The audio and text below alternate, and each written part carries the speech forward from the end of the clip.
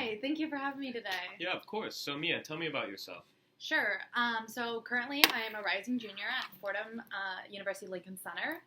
I'm in the Gabelli School of Business. I'm focusing in global business with concentration in consumer insights, and I'm minoring in fashion business. I am originally from Phoenix, Arizona, and I do have some experience in the fashion industry through internships and different work experiences. So tell me about those experiences. Sure. So initially, when I first moved here, I interned with Vince as an international wholesale and marketing intern. With Vince, I did a lot of creating different visuals for their new products and doing pricing for all the international markets that they were selling towards. I helped at Coterie, the big marketing for convention for different fashion companies. And I also did a lot of client interaction during market appointments. Then I spent a summer working for Comptoir Couturier as a stylist and sales associate. So there I worked in a high-end retail environment where I did a lot of luxury branding, styling clients, making sure that we maintained strong customer relations. And then most recently, I interned with Rag & Bone in the fall of my sophomore year.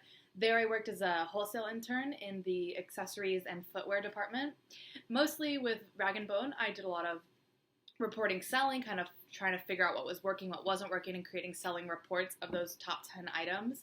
I did a lot of sending out samples, tracking information, which included contacting major clients, including Neiman Marcus, Bloomingdale's, Nordstrom, Saks Fifth Avenue, and many more.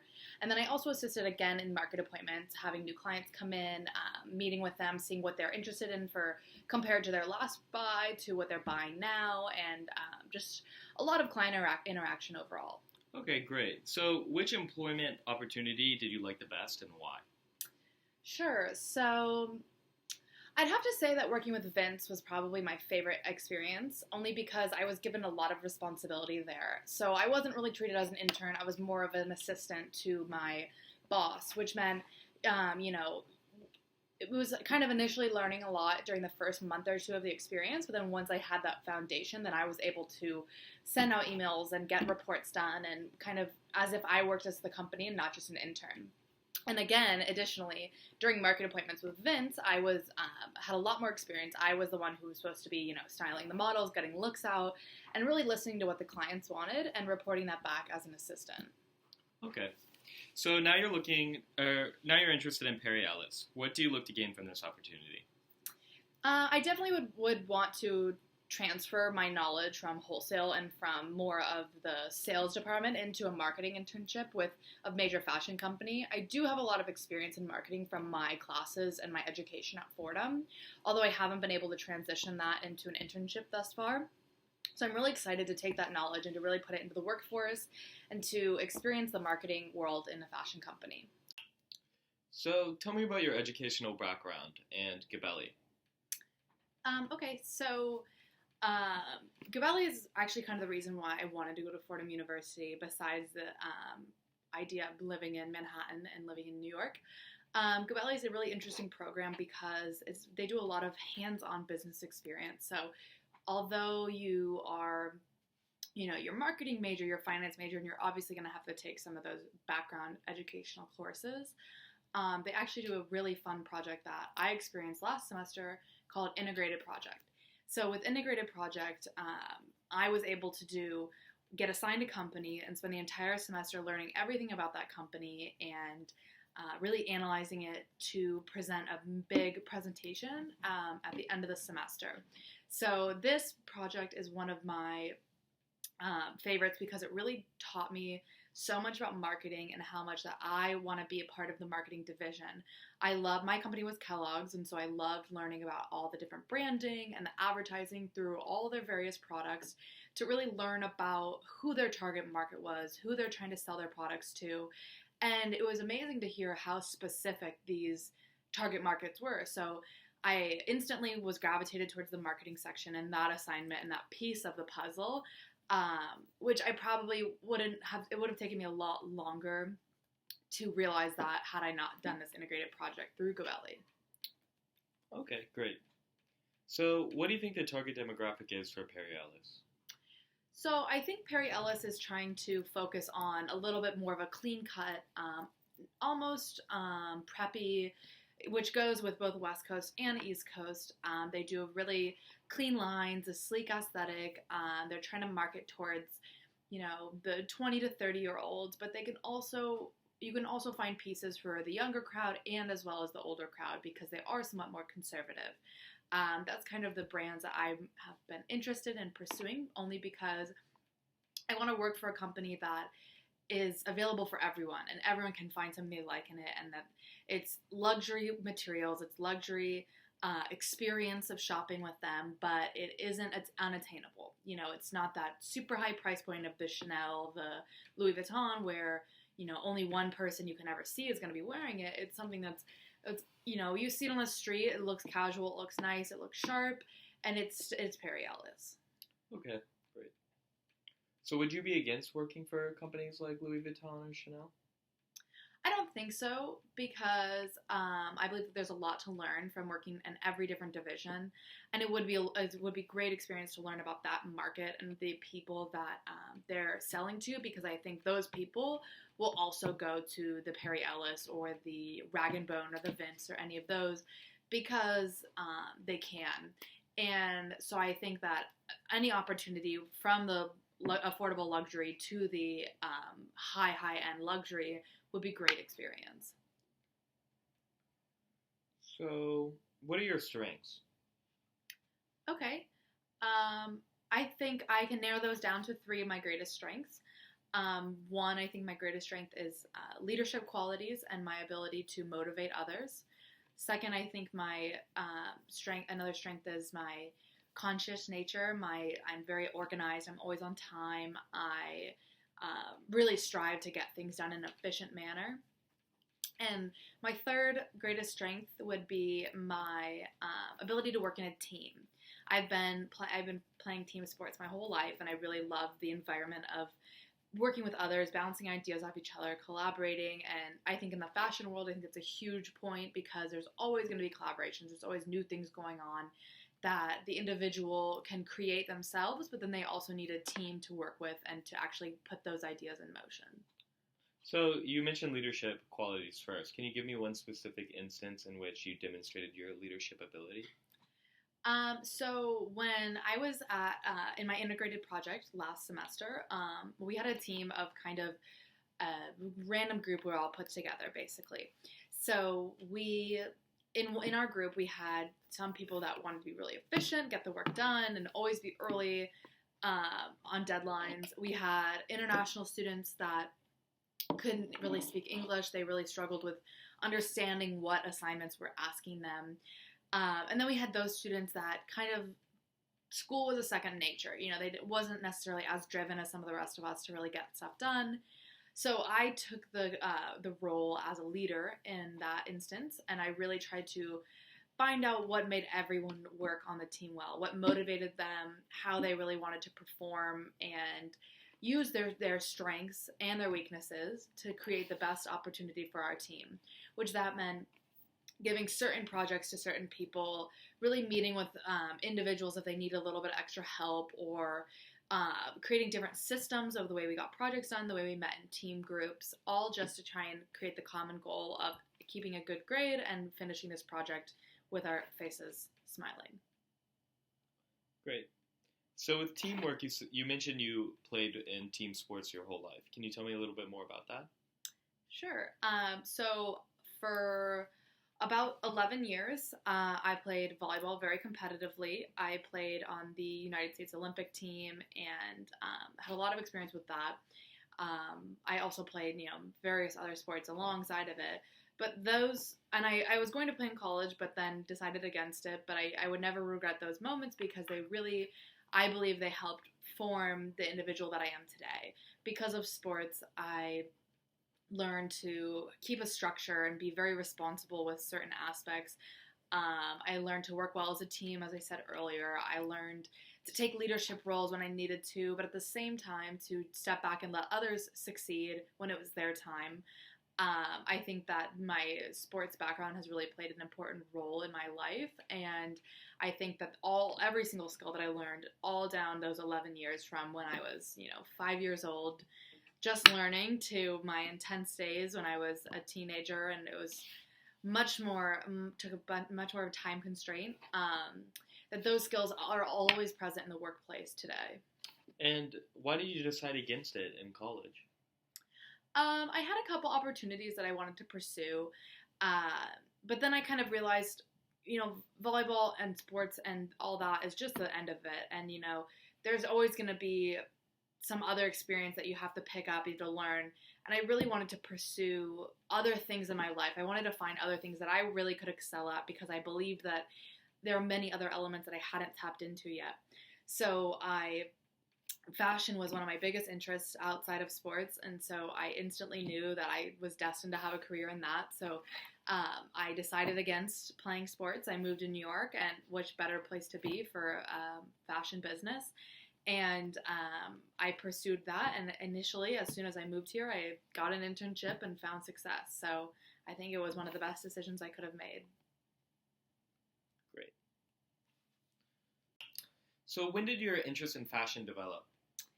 I think since a young age, I've always loved, seeing my mom dress up, seeing everyone I was around. Really, I've learned that the way that you dress and the way that you put yourself together can be a huge symbol for your entire life. And really, the way that you present yourself is how others see you, and that starts with what you're wearing. So since that young age, I've always been very into, what I'm wearing on the weekends, what I'm wearing with my friends, helping my friends pick out outfits. I've always been extremely interested in it, I think, and that interest has only gotten stronger and stronger as I've gotten older and learned my individual style, as well as a lot more information about, the fashion industry. And I found that through the use of social media, I've been able to track a lot of my, favorite designers, or now that it's actually a career to be a blogger and a stylist on social media, that these people have really been icons for us individuals to, pick out different pieces from different collections and dress the way we want to dress. And they help us give a vision, I think, and a uniform look of the way certain designers really want you to be portrayed season to season. I love the idea and the concept of online shopping and getting that little lookbook and seeing, what's coming out, how to wear it, what you're going to wear for the next music festival or the next, event you're going to. It's always going to be really exciting, and everyone wants to always dress their best and show up to an event and say, I was the one, I was wearing this, people remembered me, I was the best dressed. So I think my love of fashion has always been growing and will continue to grow my whole life. So you mentioned social media. What platforms do you have experience with? I have an experience with abundance of platforms, pretty much everyone you could name. I use Instagram, Twitter, Snapchat. Now I've become more prone to LinkedIn and following some of my favorite designers on that. And obviously Facebook has been a big one, but I think for fashion companies and for my love of fashion, using Instagram has been the biggest platform and will continue to be huge, only because it's strictly images and you can always tag your designers. But I do think that Snapchat is an up and growing use for social media bloggers, only because it's so many more frequent posts, and I think it's you can get your image out there. You can do little short videos of what you're wearing, who you're with, what you're eating. And I think especially for fashion companies now too, tapping into that market is going to be the next biggest thing. Most fashion companies are already extremely present on Instagram and on Facebook through, advertising or putting out what people from their company are wearing. But I think the use of Snapchat is going to be the future. All right. And how do you think social media influences marketing? Oh, in so many ways, social media influences marketing. I think today's modern consumer, obviously every company wants to appeal to the millennial. They always say that's the new person that they have the most influence over, the young, the old, everyone in between. And every millennial uses social media every single day. A big way that this has become such a commodity is through the use of a lot of these, famous bloggers or people that become Instagram famous, as you might say, or models on Instagram, because they'll post one picture and it'll say, what they're wearing or what face product they're using or where they went to go eat. And the next day that'll be sold out, or there'll be a line out the door of people wanting that product. Not because it's just because they're wearing it, but it just brings to attention. It's almost like a little bit of easy marketing because you're getting your brand name out there to millions of people that may never heard of you or may never have seen your brand in that light, or they are just love the way it's been styled and they want to be in that and they think it's going to look great on them. And so social media has basically taken over all other platforms of marketing, and I think it is the one of the only platforms that really matters today for fashion. And if you had one word to describe Perry Ellis and their aesthetic, how would you describe it? What word would you use?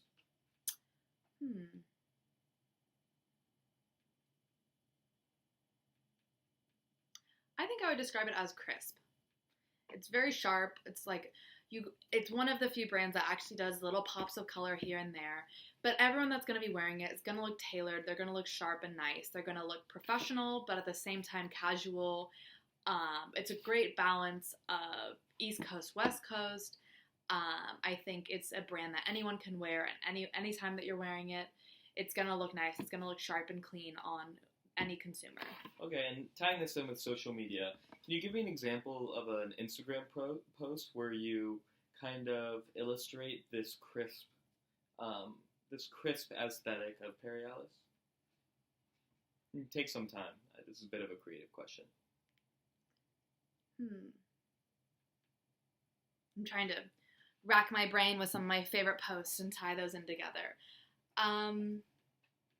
I would say that, to me, a Perry Ellis post would be a couple, because it is men and women brand, maybe sitting in the park in New York with green grass and a little brunch spread in their Perry Ellis, but you still see the city in the background, because it's not that this is just some clean cut, we just want very preppy. It also has a little bit of an edge to it. It's yes, that we look sharp, we look nice in our linens and our great colors, but we're still from New York. We still are appealing to that consumer of, in the winter, yes, you're going to be head to toe in gray and black and you're going to be bundled up walking down the street, but we also want you to be wearing our clothes in the summertime when you want to be in your whites and your nice pastels and enjoying a day in the park. So I think that really kind of can capture one of the many sides of the Perry Ellis brand. That's great. So we've talked a lot about strengths. What about your weaknesses? Give me three of what you think to be your biggest weaknesses. Okay. I think one of my biggest weaknesses is my my desire to take control a lot of times, because I want things done my way. Because I want if my name's going to be on something, I want it to be perfect. I want it to be the best piece that I could put out there in the world. So occasionally I have a hard time in teamwork or group settings when I don't always have that complete control over that project, because I have to give up that desire of I want the control, and I have to give it to others. And I struggle with that occasionally. I think another weakness that I can occasionally have is sometimes I think leadership can actually turn into a weakness, only because I think in the same way of that last weakness, I feel that I'm being a leader and I feel that I'm helping others, but that can come across as, being bossy or being controlling or, not as positive connotation as a strong leader. So I really have to focus and make sure that being a leader means not just being in control, but it also means letting others find their talents and really shine through and experience their successes just as much as you do. So I've learned that through my various group projects and team experiences that being a leader is a lot harder work because you have to shine, but you also have to let every other person shine. And it's your job as a leader to make sure that you are the one finding these successes for others. Okay. So, how did you hear about this position? So I've been doing a lot of research into different fashion companies. After my experience with Vince Comptoir Coutinier and Rag & Bone, I've been researching a lot, and I really have been specializing my searches a little more than I did originally. I always, getting your foot in the door is the hardest part, really trying to break through and get that first internship and learn that experience in the industry. From there, you kind of learn to find exactly what am I looking for. I'm not just going to take anything that's out there. I want to find, something that really fits me. And I think I was especially looking for a marketing internship because that is what I'm pursuing in college. It's really what I want to reach out and focus on in my life. So I was looking for a marketing internship, and I had narrowed it down to my favorite brands, and I really wanted to work for one of them, Perry Ellis being one of them. So I kind of did specialized searching. I did a lot of searching on the company's exact website, searching every single website, trying to find that job description, instead of just looking on, a job finder site and really trying to find, anything that's out there in mass apply. I wanted to create a little bit more specialized environment and really pursue specific interests. So I found this from actually just going on the Perry Ellis website, searching careers and seeing what was available. And how do you think you would use this experience to grow more individually?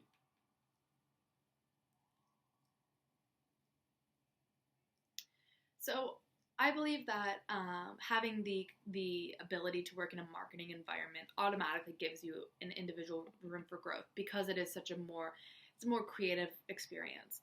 Working with a marketing company, especially in a day and age like this, and having a knowledge of social media, an individual really needs to learn how to mix their own brand with the brand that they want to work for Perry Ellis.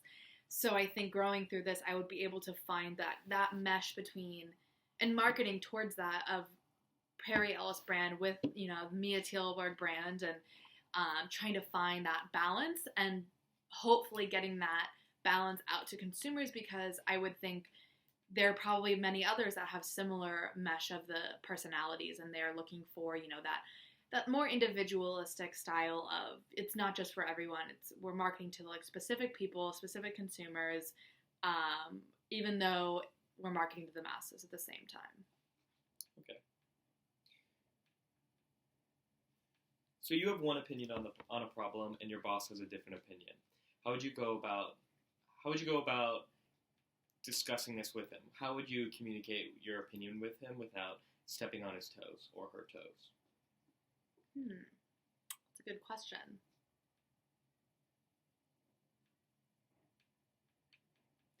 I think it's difficult with seniority and leadership in that sense of, it definitely depends on your environment, but there are industries where you can't just, walk up and tell your boss, this is my opinion and this is what I think is right. There's definitely ways of going about it. I think for me as a younger business professional up and coming in the world, I do really need to be careful about, my opinions and the way I address them, especially to those of have more seniority. I think with a boss, I would maybe, give it as more of a suggestion, not of, this is my opinion, it is not what you think, of more of, I hear what you're saying, I hear your opinion, and I believe it's valid, but I'm going to give you a suggestion or maybe a possible alternative or way of combining these two into something that can really mesh and work well together, to make it seem more of a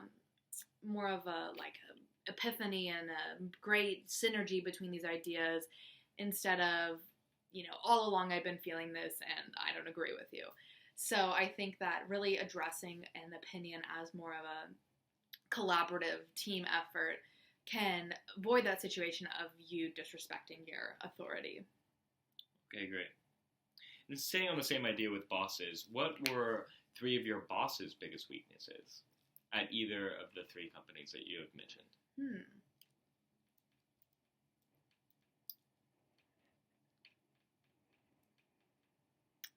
Well, I would have to say my most recent experience at Rag and Bone, I had a difficult time because my boss was very young. She was just out of college, so she didn't have a lot of experience in the industry or with the company, similar to how I was.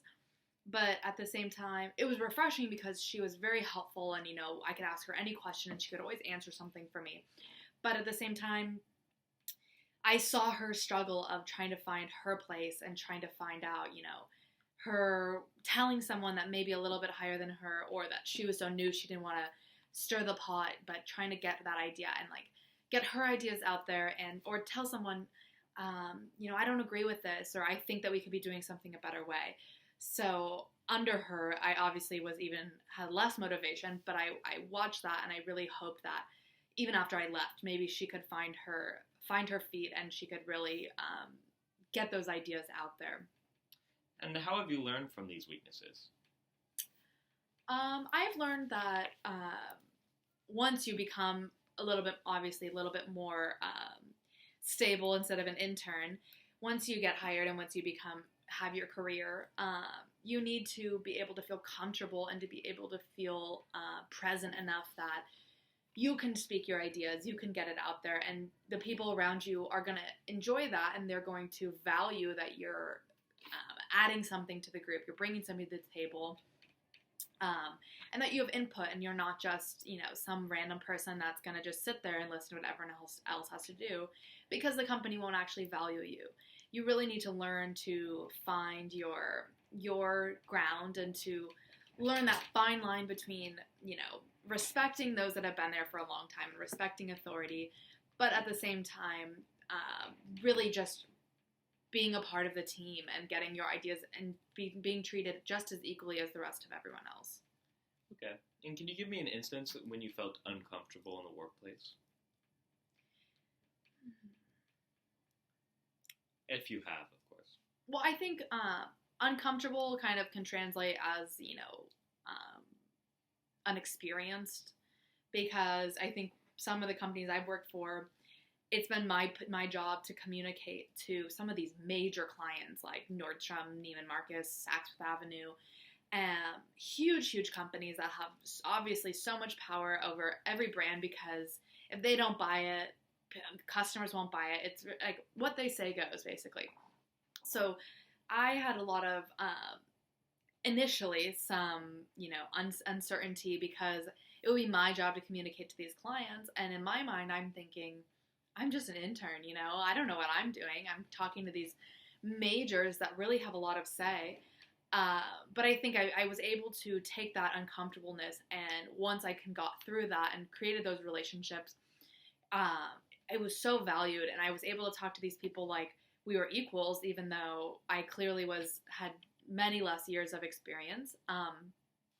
And then it grew to even when I was ending my internship of, them sending me an email and saying it was great working with you. We really appreciated it. Like, we wish you well in your next ventures, which I would have never thought that the head buyer from Saks Fifth Avenue was going to be reaching out to me and saying that. So it was definitely a great experience. And I believe that because I was so uncomfortable and uncertain with myself, that I was able to learn so much more, and to put myself out there, and that vulnerable nature helped me succeed in business. Awesome. And that sounds like a great accomplishment and a very valuable lesson.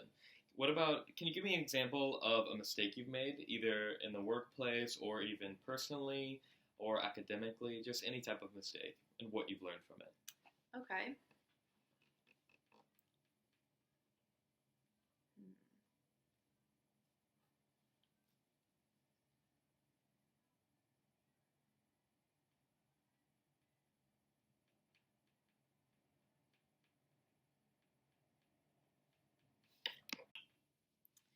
So I think one of my biggest academic mistakes was when, before I came to Fordham, I toured, and when I decided I wanted to go to the school, I initially picked the Rose Hill campus. I visited. It was the true college campus, beautiful buildings, huge grassy lawns, and just a much bigger population. So I initially went there for my first semester, my freshman year, and was so excited, couldn't wait to start.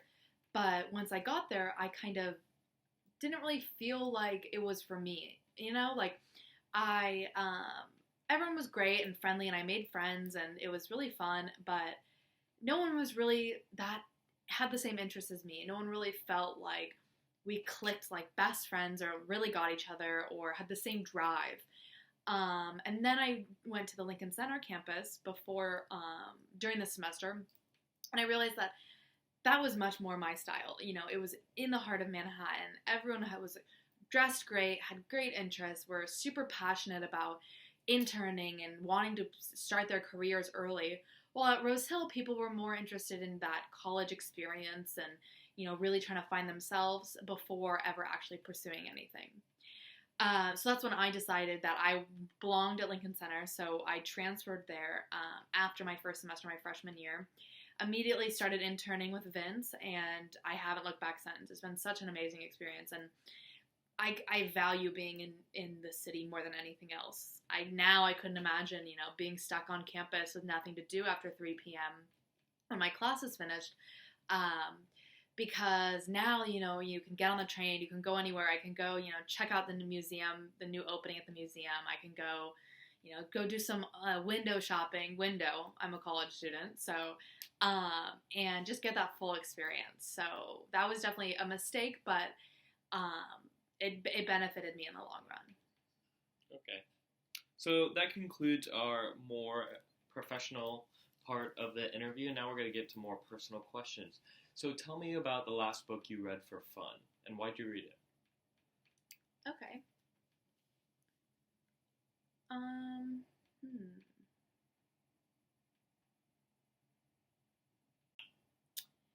So the book that I read most recently for pleasure was Champagne Supernova. I'm not sure if you've heard of it. It's kind of a biography. It's about the life of Kate Moss, Alex McQueen, and Marc Jacobs. Alexander McQueen is one of my favorite designers, as well as I'm so fascinated by the life of Kate Moss and Marc Jacobs, and I think that they have huge, huge impacts in the fashion world, and they've really paved the way for a lot of designers to come. So I loved reading that. It really gave me insight into how the world worked in the 90s in the fashion world and how different it is from today, and how the importance of living in New York City and experience that firsthand fashion world and how much people here value fashion more than they do anywhere else. Maybe, I'll give you Paris, but it was it was a great book, and it gave me a lot of insight and allowed me to value also the commodities we have in a modern age of, social media. I'll go on and I'll see this is what someone's wearing today, and now you can buy it right here. And it was so different getting your name out there, even, 15 years ago. So that was probably one of my more favorite books that I've read recently. Okay, you mentioned Paris. What are other places that you've traveled to, and what did you like about them?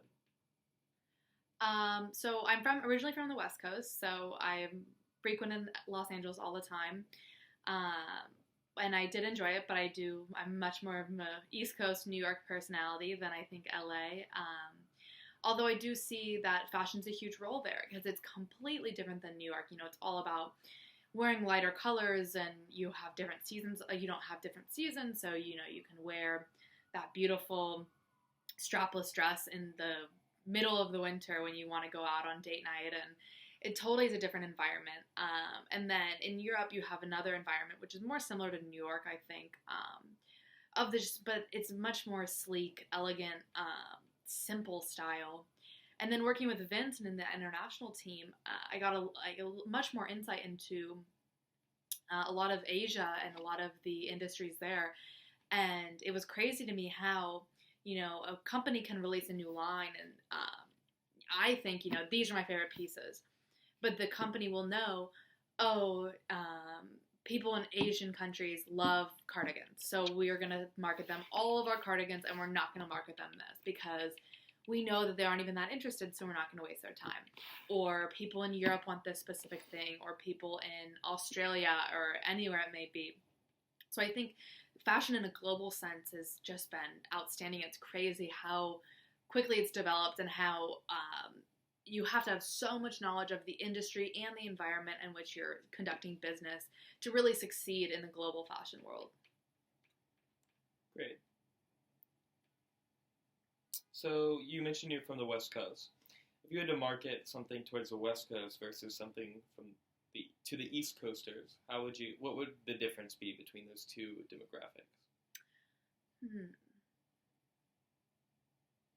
I think if I was marketing to the West Coast, I would definitely appeal to the kind of festival music scene because that's the next big thing right now for everyone, not just even if you're that interested in music.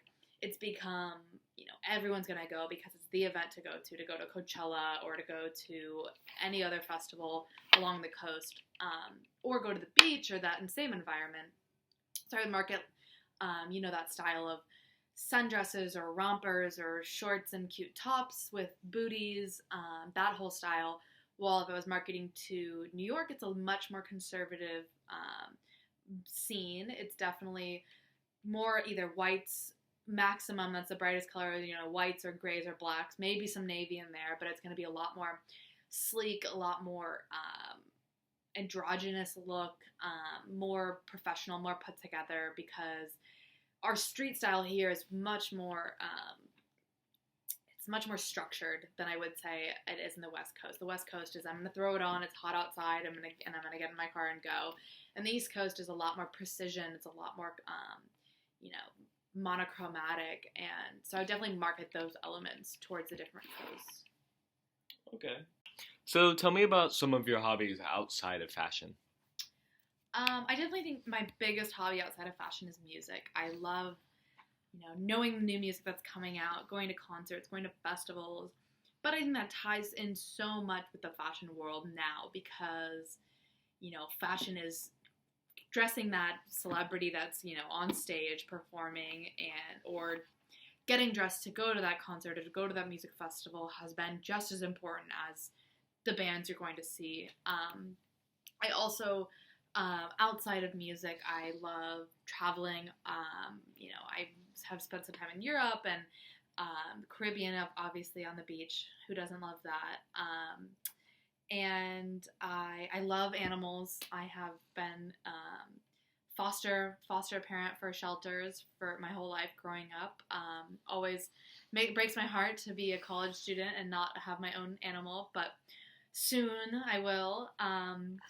But I think definitely music and definitely fashion are my two biggest interests. Okay. And what about your favorite website? Well, my favorite website living in New York is Racked NY because it's always updating you with what's going on in the city, the sample sales, and different events that are here, what's going on in the fashion world, what new stores are opening, where they're opening, what's going on for Fashion Week, when shows are playing. Fashion related, that's my favorite. I think music related, I do love Pitchfork as well. That's definitely one of my favorites. It's always giving you new music and a little insight into, constant news of, this is getting released or this person just performed here or, anything related in the music industry. So those two are definitely my favorite websites at this moment in time. So music and fashion. What do you think is the best culmination of these two hobbies or interests of yours?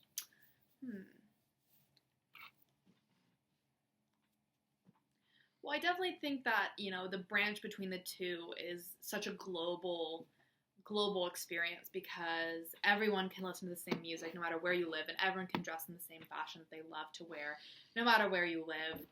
But I think the biggest thing right now with the culmination of the two would be music festivals. So I think because it's been so popular now to go to festivals as an event and to go with your friends and do the whole thing, people are just as concerned as seeing artists as they are in their style. And I think it's become huge for street style stars to show up to these festivals in the greatest, latest fashion, looking great, having people wanting to take their picture and say, who are you wearing? It's almost like it's the new award show because it's just as many celebrities and they're all decked out in their favorite gear for the festivals. So I think combining those two elements and to market towards that festival goer for any fashion brand is a huge market to tap into. Okay. And for the final question, If you wanted me to ask you one question, what would that question be, and how would you answer it? That's a good question.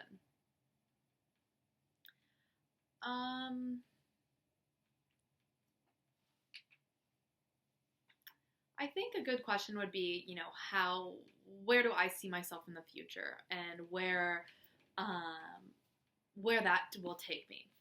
And I think in my future, I definitely want to be marketing for a major fashion company, either in New York or LA or some big city. I definitely need to be in that environment. And I think that my expertise, my use of my knowledge in college and my social media skills and all other platforms that I've been readily using, I can really adapt and I can be a huge asset to any major fashion company. Especially one that really fits my personal aesthetic and that I love just as much as other people do and the people that I'm marketing to do. So I think in, 5-10 years, I definitely want to be working in the marketing division of a company like Perry Ellis, hopefully in Manhattan, and just living all elements of the fashion industry. Well, Mia, it's so nice meeting you, and we hope to get back to you within the next week or so make sure you keep checking your email. It was a pleasure. Thank you so much. It was great meeting with you. I look forward to hearing from you.